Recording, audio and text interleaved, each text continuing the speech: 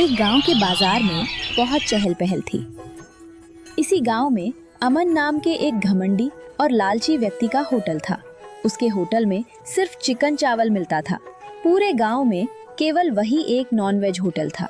इस वजह से अमन अपनी मन मर्जी के मनमाने दामों पर चिकन चावल बेचा करता था। एक दिन एक ग्राहक अमन के होटल पर आया। अमन भाई, जल्दी से मुझे एक प्लेट चिकन चावल देंगे क्या? हम दे रहा हूं, लेकिन ध्यान रहे, गर्मा गर्म चिकन चावल की एक प्लेट के 150 रुपए लगेंगे। ये क्या कह रहे हो मंदा? कल ही तो मैंने यहाँ सिर्फ 100 रुपए में खाया था। कल की बात कल थी। आज बाजार में मुर्गियों के दाम बढ़ गए हैं, मसालों के दाम बढ़ गए हैं, और इन सब के साथ साथ आज मेरा दाम भी बढ़ गया है। लेकिन भाई, अगर तुम इतना ज्यादा दाम लोगे तो गरीब लोग कैसे खाएंगे? अरे गरीब लोग यहां चिकन खाने आते ही क्यों हैं? जाकर आलू का चोखा खाएं। बेटा, इस तरह लोगों की मजबूरी और तकलीफ का फायदा उठाना ठीक नहीं है। ए बुड्ढे, मुझे ज्यादा ज्ञान मत बांट। इस पूरे बाजार में मेरे खिलाफ बोलने की हिम्मत किसी में नहीं है, समझे? ठीक उसी समय अपने कंधे पर कुदाल रखे श्याम वहां से गुजर रहा था। उसने अमन की बातें सुनी और वहीं रुक गया। अमनदा, अगर आप खाने का दाम थोड़ा कम कर दोगे तो लोग खुश हो जाएंगे। लो भाई, आ गया हमारे गांव का महान साधु महात्मा। क्यों रे श्याम, तू तो खेतों में हल चलाता है और खेती बाड़ी करता है, अब तू मुझे व्यापार सिखाएगा? अमनदा, मैं तो बस इतना कह रहा था कि अगर लोगों के साथ अच्छा व्यवहार करोगे तो समाज में इज्जत मिलेगी। इज्जत से पेट नहीं भरता और ना ही रसोई में चावल पकता है। उसके लिए पैसा चाहिए, पैसा। और सुन ले, इस बाजार में जो मैं बोलूं वही आखिरी सच है। तभी बाजार में एक नया युवक आया जिसका नाम कबीर था। कबीर इस गांव में बिल्कुल नया था। वो बाजार की चहल पहल देखने लगा। बाजार तो काफी रौनकदार है, लेकिन इस अमन नाम के होटल वाले का घमंड तो आसमान छू रहा है। कबीर अमन के होटल के सामने जाकर खड़ा हो गया। सुनो भाई, मुझे एक प्लेट चिकन चावल देना। पहले 150 रुपए निकालो, तब खाना मिलेगा। अरे, खाना खाने के बाद पैसे देने में क्या दिक्कत है? यहां सिर्फ अमन का नियम चलता है, पहले पैसा फिर खाना। कबीर ने बिना किसी बहस के अपनी जेब से पैसे निकाले और अमन को दे दिए। लेकिन पैसे देते हुए कबीर ने अमन की आंखों में आंखें डालकर एक गहरी बात कही। ठीक है, मैं पहले ही पैसे दे देता हूं, लेकिन एक बात याद रखना अमन, जो धंधा सिर्फ लोगों को डराकर और धमकाकर चलता है वो ज्यादा दिन टिकता नहीं है। आसपास खड़े लोग कबीर की ये निडर बात सुनकर हैरान रह गए। तुम यहां नए आए हो, इसलिए तुम्हारी जबान बहुत चल रही है। इस बाजार में अगर मुझसे पंगा लेने की कोशिश की तो गांव में टिक नहीं पाओगे। वो तो वक्त आने पर देखा जाएगा। अमन गुस्से में फनफनाता रहा। वो अपने लालच और घमंड में अंधा हो चुका था, लेकिन वो ये नहीं जानता था कि कबीर के रूप में इस गांव में कोई ऐसा आ चुका है जो उसके अन्याय के साम्राज्य को हिला कर रख देगा।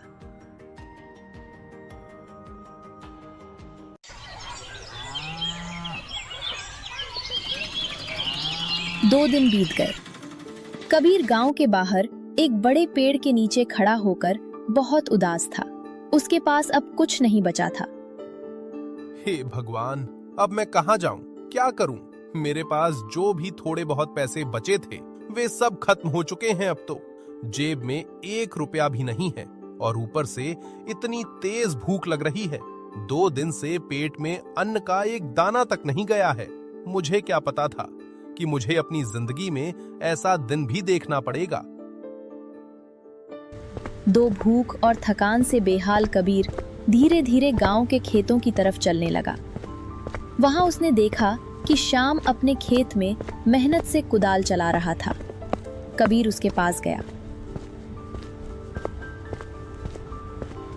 भैया, क्या आप मुझे कुछ खाने के लिए दे सकते हैं? मैंने 2 दिन से कुछ नहीं खाया है। मुझे बहुत जोर की भूख लगी है। श्याम ने कुदाल रोकी और कबीर को थका हुआ देखा। अरे भाई, तुम्हें देखकर ही लग रहा है कि तुम बहुत थक चुके हो और भूखे हो। आओ आओ, मेरे साथ इस पेड़ की छांव के नीचे बैठो। दोनों पेड़ की ठंडी छांव में बैठ गए। श्याम ने अपना खाने का थैला खोला। देखो भाई, मेरे पास सिर्फ 4 रोटियां हैं और साथ में मेरी मां ने हरी मिर्च की तीखी चटनी दी है। अगर तुम्हें कोई परहेज ना हो तो हम दोनों इसे आधा आधा बांटकर खा सकते हैं। अरे भैया, इस समय मुझे इतनी तेज भूख लगी है कि मिर्च की चटनी भी अमृत जैसी लगेगी। प्लीज मुझे जल्दी दे दो। दोनों ने बड़े ही चाव से रोटियां और मिर्च की चटनी खानी शुरू की।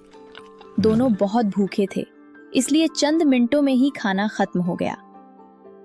तुम इस गांव के तो नहीं लगते भाई? कहां से आए हो और तुम्हारा नाम क्या है?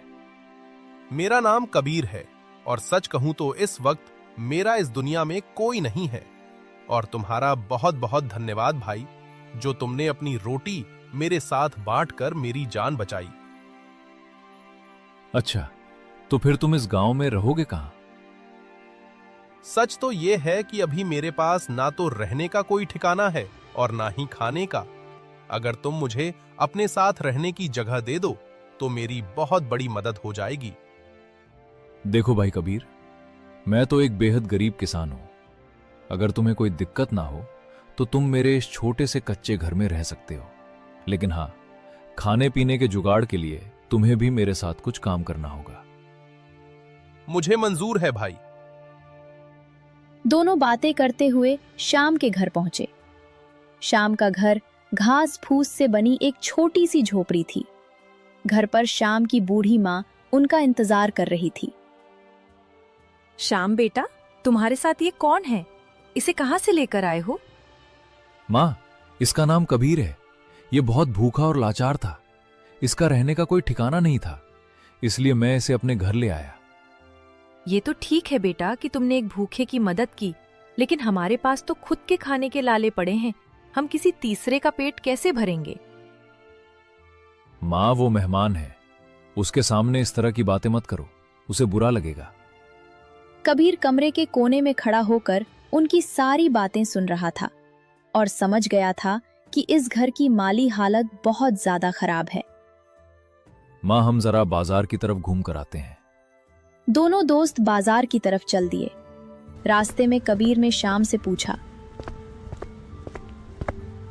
श्याम भाई, तुम्हारी मां घर पर ऐसा क्यों कह रही थी?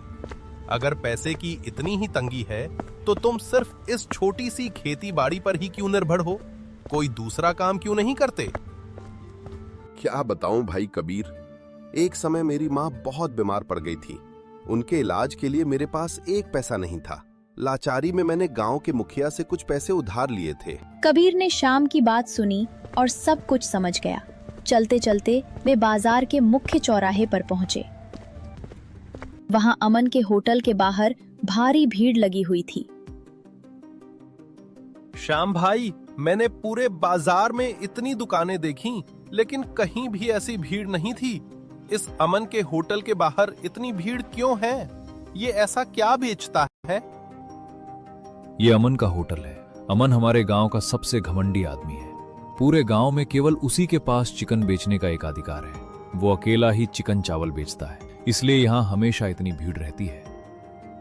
अरे, अगर गांव के लोगों को चिकन खाना इतना ही पसंद है तो कोई दूसरा यह चिकन का होटल क्यों नहीं खोलता? अमन बहुत ही शैतान इंसान है। अगर कोई हिम्मत करके चिकन या मटन की दुकान खोलने की सोचता भी है तो वो कुछ न कुछ करके उसे बंद करवा देता है। हम उसकी नकल थोड़ी ना करेंगे जो वो बंद करवा देगा। वैसे भी वो बहुत महंगे दामों पर बासी चिकन चावल बेचता है। गरीब लोग तरसते रह जाते हैं और बिना खाए भूखे लौट जाते हैं। भाई, वैसे तुम्हारे दिमाग में क्या चल रहा है? चिकन पराठा। हम दोनों मिलकर बाजार में चिकन परोठे का एक ठेला लगाएंगे। वाह कबीर भाई, ये तो बहुत ही शानदार आइडिया है।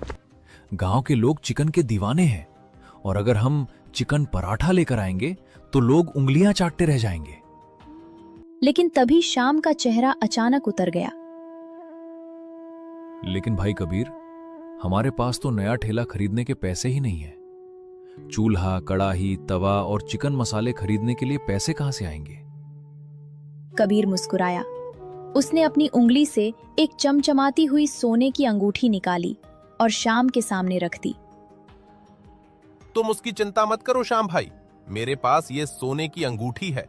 हम इसे सुनार की दुकान पर बेच देंगे और जो पैसे मिलेंगे उससे दुकान का सारा सामान खरीदकर कल से ही काम शुरू करेंगे। अरे कबीर भाई, तुम्हारे पास इतनी कीमती सोने की अंगूठी कहां से आई? अरे भाई तुम चिंता मत करो, ये बिल्कुल असली और मेरी अपनी ही अंगूठी है।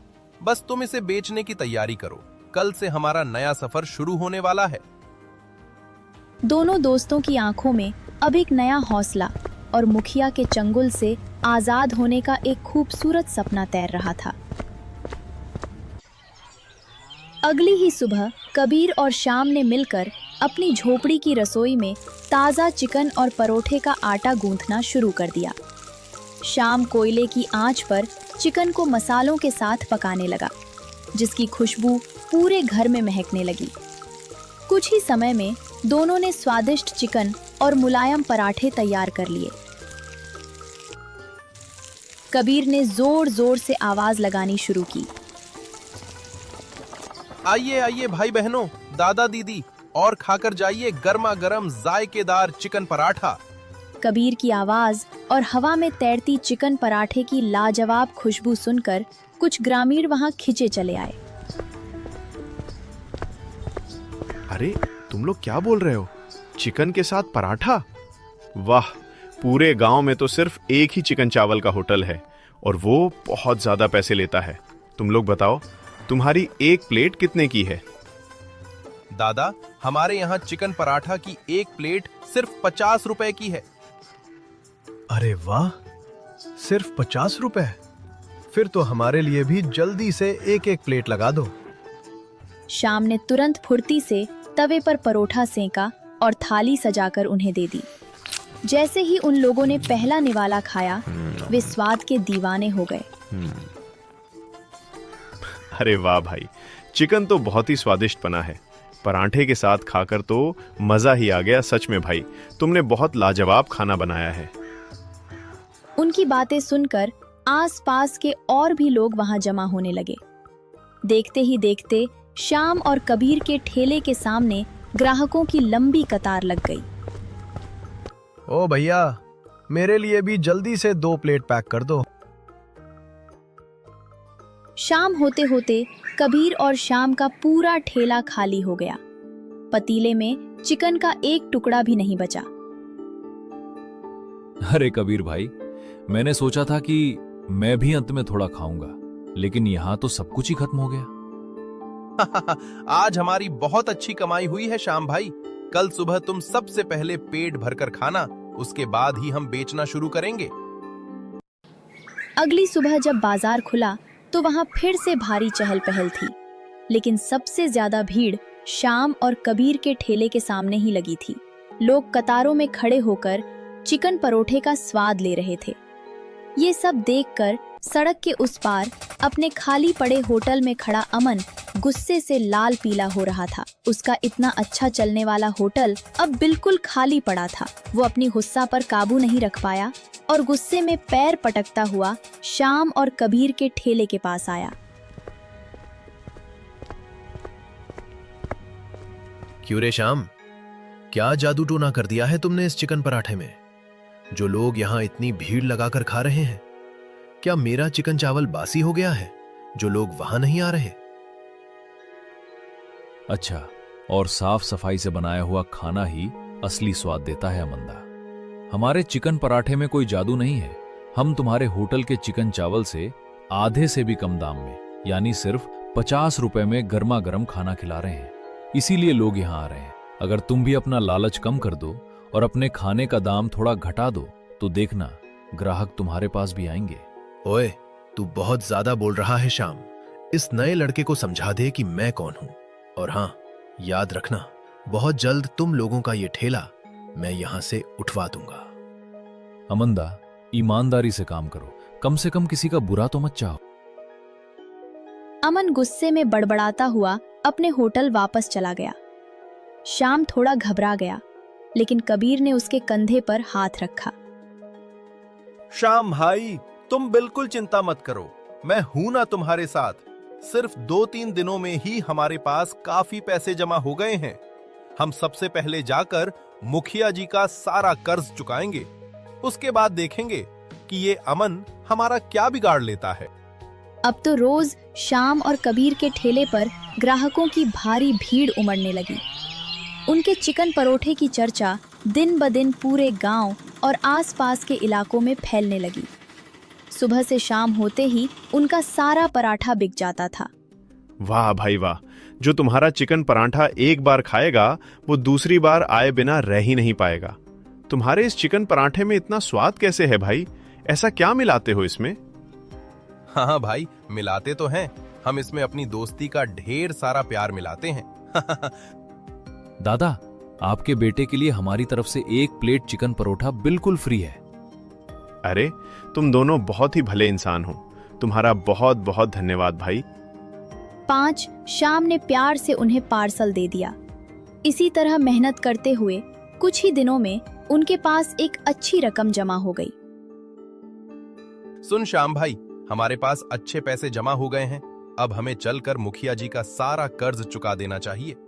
हाँ कबीर, तुम बिल्कुल ठीक कह रहे हो। चलो चलते हैं और उनका सारा पैसा लौटा देते हैं। उस दिन उन्होंने मुझे कितनी कड़वी बातें कही थी। आज जब मैं उन्हें इतनी जल्दी पैसे लौटा दूंगा तो वे भी हैरान रह जाएंगे। दोनों दोस्त सीधे मुखिया जी के घर पहुंचे।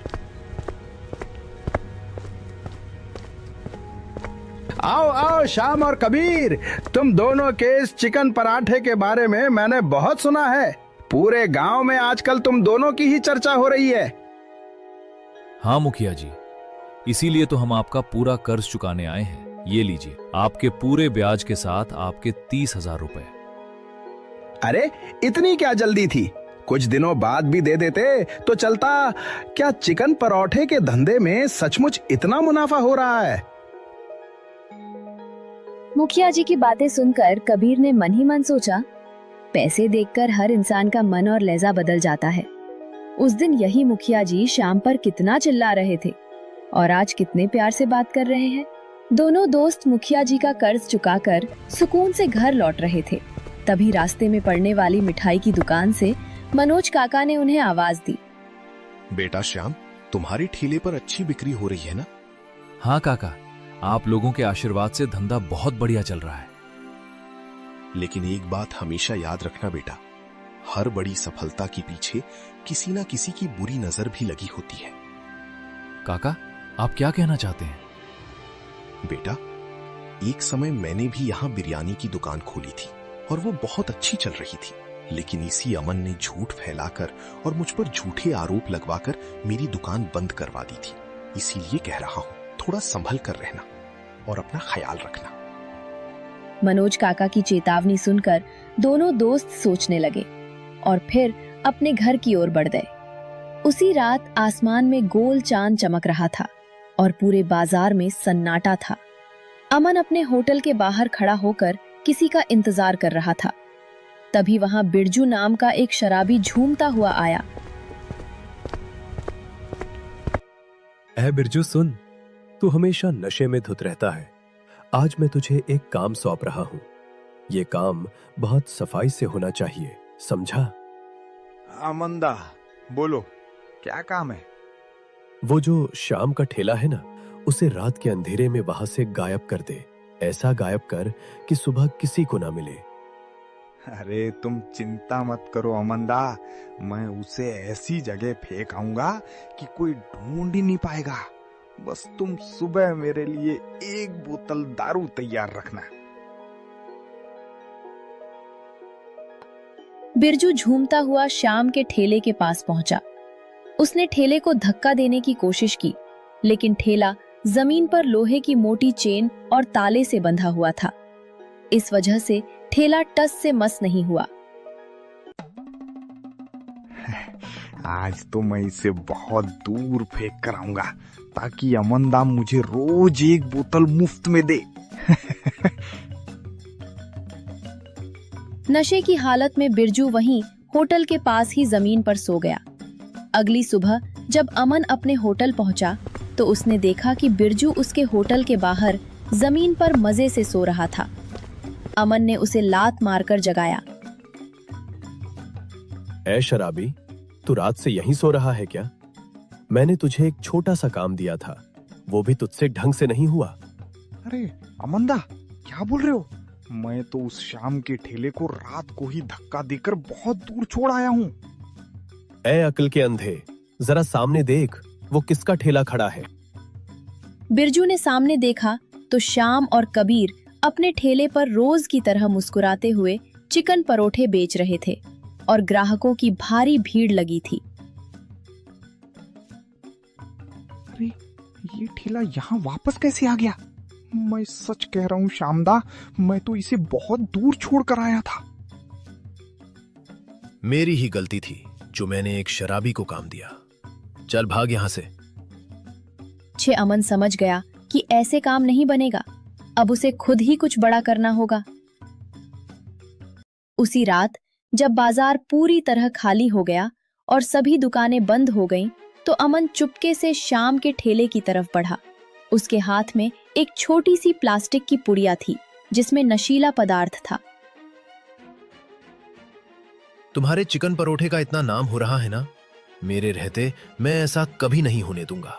मैं आज तुम्हारी इस कड़ाही में ये नशीला पाउडर मिला दूंगा, फिर देखना तुम्हारी दुकान कैसे बंद होती है। अमन ने आसपास देखा कि कोई उसे देख तो नहीं रहा है और फिर चुपचाप उस कड़ाही के अंदर रखे मसालों और चिकन में वो सफेद नशीला पाउडर मिला दिया और वहां से भाग गया।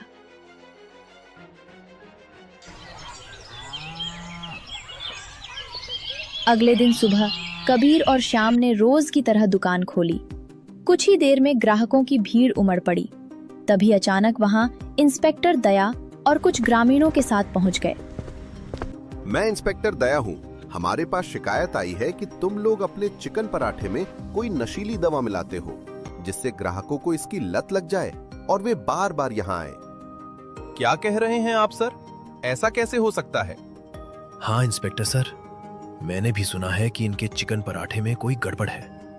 लोग इसके दीवाने ऐसे ही नहीं हो रहे हैं।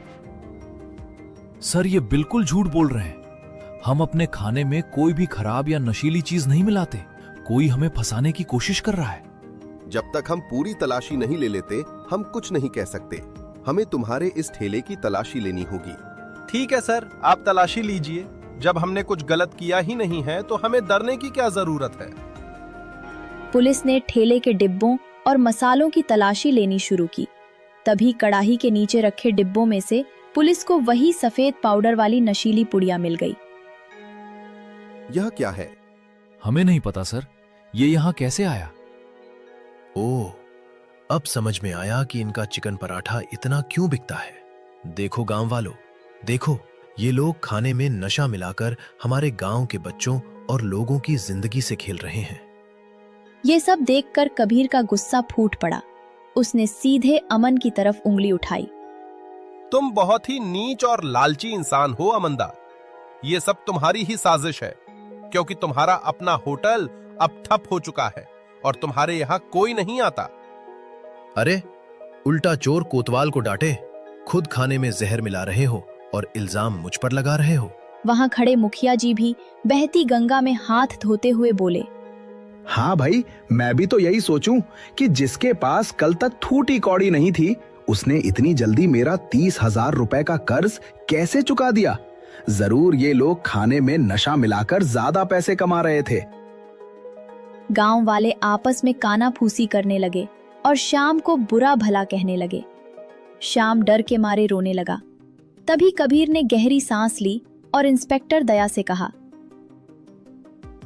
सर मैं जानता हूं कि ये घिनौना काम किसने किया है।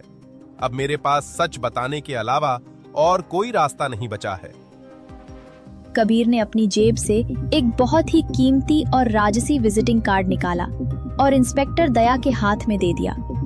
कार्ड पर लिखे नाम को देखते ही इंस्पेक्टर दया के पैर तले जमीन खिसक गई। उनके चेहरे के हाव भाव तुरंत बदल गए और उन्होंने कबीर को सैल्यूट किया। अरे, शहर के सबसे प्रसिद्ध और आलीशान रॉयल होटल के मालिक कबीर सिंह, क्या आप सचमुच बिजनेसमैन शमशेर सिंह के इकलौते बेटे हैं? ये सुनते ही पूरे गांव के लोग दंग रह गए। शाम की तो आंखें फटी की फटी रह गईं। कबीर भाई, क्या तुम सचमुच इतने बड़े रॉयल होटल के मालिक हो? हाँ श्याम भाई, मैं सच कह रहा हूँ। अमन घबरा गया, लेकिन उसने खुद को संभालते हुए चिल्लाकर कहा, ये झूठ बोल रहा है सर। अगर ये इतने बड़े होटल का मालिक होता तो हमारे इस छोटे से गांव की धूल में आकर ठेले पर काम क्यों करता? इसने ये नकली कार्ड बनवाया है। तभी अचानक गांव की सड़क पर एक बेहद आलीशान महंगी कार आकर रुकी। कार का दरवाजा खुला और उसमें से शहर के सबसे बड़े होटल चेन के मालिक शमशेर सिंह उतरे। उन्हें देखकर पूरे गांव के लोग अदब से खड़े हो गए। शमशेर सिंह सीधे कबीर के पास पहुंचे। कबीर बेटा, तुम्हारी 1 महीने की समय सीमा अब समाप्त हो चुकी है। अब तुम मेरे साथ वापस शहर चलो और हमारे रॉयल होटल का कार्यभार संभालो। पिताजी, मैं आपके साथ चलने के लिए तैयार हूँ, लेकिन मैं यहाँ सिर्फ 1 दिन और रुकना चाहता हूँ। यहाँ मेरा कुछ काम अभी बाकी है, उसे पूरा करके मैं कल सुबह ही घर लौट आऊंगा। ठीक है बेटा, लेकिन जल्दी आना। ये कहकर शमशेर सिंह अपनी कार में बैठे और चले गए। अब पूरे गांव को यकीन हो गया था कि कबीर कोई मामूली लड़का नहीं, बल्कि अरबपति घराने का वारिस है। इंस्पेक्टर दया ने कबीर से पूछा, सर, क्या आप बता सकते हैं कि इस पैकेट में क्या है? दया जी, ये एक बेहद खतरनाक नशीला पदार्थ है। इसे अगर खाने में मिलाया जाए तो खाने वाले को इसकी लत लग जाती है। मैं पूरी गारंटी के साथ कहता हूं कि ये पैकेट इस अमन ने ही हमारे ठेले पर छुपाया था। पहले भी इस गांव में जितने भी नॉन-वेज होटल खुले थे, अमन ने इसी तरह की साजिश रचकर उन सबको बदनाम करके बंद करवाया था। सर, ये झूठ बोल रहा है। इसमें मेरा कोई हाथ नहीं है। चुप कर झूठे। क्या तुझे लगता है कि शहर के सबसे बड़े होटल का मालिक, जो करोड़ों का व्यापार करता है, वो तेरे इस छोटे से गांव के ठेले पर नशा मिलाकर खाना बेचेगा? तेरी चोरी पकड़ी जा चुकी है। इंस्पेक्टर दया के आदेश पर पुलिस ने तुरंत अमन को हथकड़ी लगाई और उसे घसीटते हुए पुलिस जीप में डालकर ले गए। पूरे गांव के लोग अमन को थू-थू करने लगे। जब सब शांत हो गया तो श्याम कबीर के पास आया। उसकी आंखों में आंसू थे। कबीर भाई, तुम इतने बड़े आदमी हो, फिर तुमने मेरे जैसे गरीब किसान के साथ इस मिट्टी में मिलकर काम क्यों किया? श्याम भाई, मेरे पिताजी बहुत ही सरल और ऊंचे विचारों वाले इंसान हैं। उन्हें लगता था कि अगर मैं सीधे इतने बड़े होटल का मालिक बन जाऊंगा तो मैं कभी जमीनी हकीकत और मेहनत की कद्र नहीं समझ पाऊंगा। इसलिए उन्होंने मुझे इस गांव में 1 महीने की परीक्षा लेने के लिए भेजा था। लेकिन तुम चिंता मत करो श्याम भाई, मैं तुम्हें ऐसे ही छोड़कर नहीं जा रहा। मैं शहर लौटने से पहले तुम्हारे लिए इस गांव में एक बहुत बड़ा और आलीशान होटल खोलकर जाऊंगा, जहां तुम अपनी मां के साथ हमेशा खुश रहोगे। श्याम कबीर की उदारता और सच्ची दोस्ती देखकर रो पड़ा। अगले ही दिन कबीर ने श्याम के लिए गांव में एक बड़ा और सुंदर होटल खुलवा दिया, जिसके बाहर बड़े अक्षरों में लिखा था, श्याम का चिकन परोठा। गांव के लोग अब बहुत खुश थे।